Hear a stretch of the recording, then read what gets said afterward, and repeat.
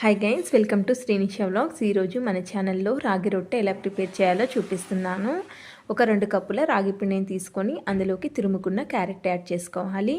అలానే ఒక mixie jar తీసుకొని అందులోకి ఆనియన్స్, పచ్చిమిర్చి, అలానే వెల్లుల్లి యాడ్ చేసుకొని ఇందులోని కొంచెం కొత్తిమీర కూడా వేసుకొని స్మూత్గా స్మాల్ పీసెస్ లాగా ఎలా కట్ చేస్తామో అలా మనం చాప్ చేసుకోవాలి. ఇది యాక్చువల్గా చాపరు, అందుకని నేను ఇందులో యాడ్ చేసుకున్నాను. తర్వాత మన టేస్ట్కి సరిపడా సాల్ట్ కూడా వేసుకొని, తర్వాత హాట్ వాటర్ కూడా వేసుకొని అంతా మనం చపాతీకి ఎలా మిక్స్ చేసుకుంటామో అలా మిక్స్ చేసుకోవాలి.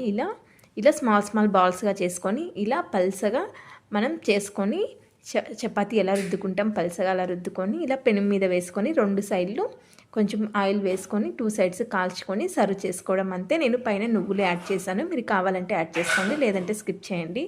సింపుల్ అండ్ టేస్టీ రాగి రొట్టె రెడీ అయిపోయింది.